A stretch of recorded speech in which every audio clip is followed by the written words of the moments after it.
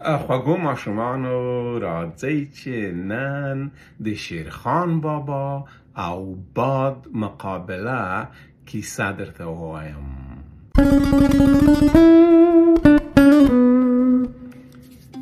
شیرخان بابا به هر سهار وختي له خوبه پاڅید.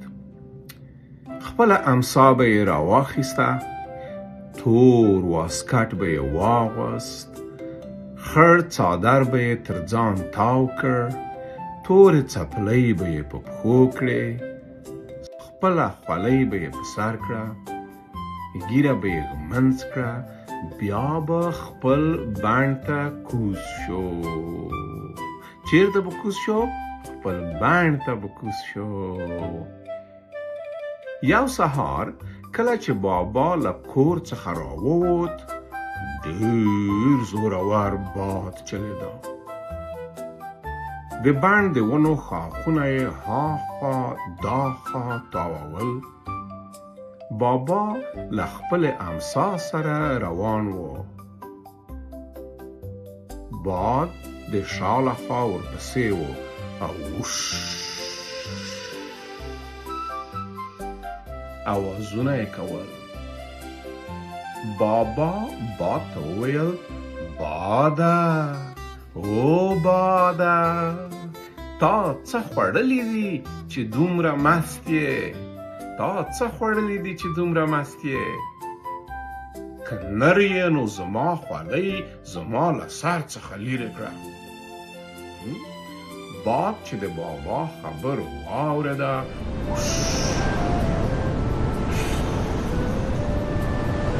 په خندا شو. باد رو رو له بابا څخه تاو شو. پر بابا یې زور واچاوه.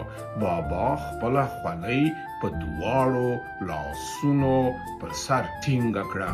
څادر یې له غاړې تاو شو، خو ځان یې کلک کړ.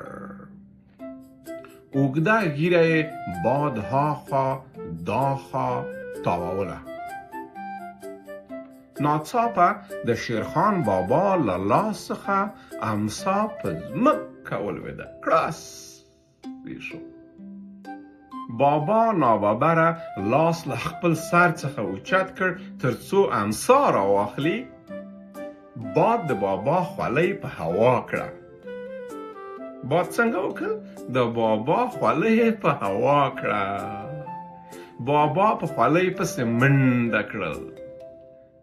باد خولۍ د توت د سترې ونې په هسک شاخ کې وځړوله. چیرته یې وځړوله؟ د ونې په هسک، د توت د ونې په هسک شاخ کې وځړوله. بابا خپله امسا د خولۍ په لور اوږده کړه، خو امسا لنډه وه.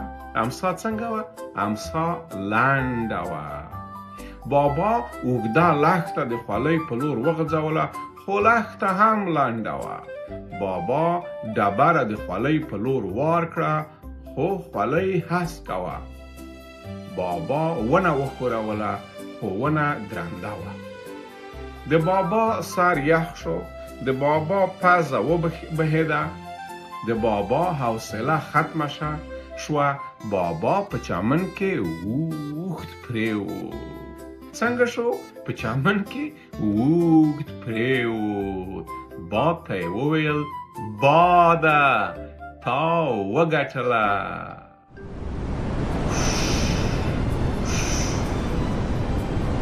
باد په زوره زوره وخندل. بیا یې د بابا خولۍ د ونې له شاخ څخه اوچته کړه او د بابا په سر یې واچوله. څنګه یې کړه؟ د بابا په سر یې واچوله. بابا خوشحاله شو او زورور باد هم آرام شو. بیا نو بابا هیڅکله له باد سره مقابله ونه کړه. نو بابا څه شی ونه کړل؟ بابا بیا هیڅکله د باد سره مقابله ونه کړه. مننه ګلالیو، هیله من یم چې کیسه مو خوښه شوې وي. د خدای په امان.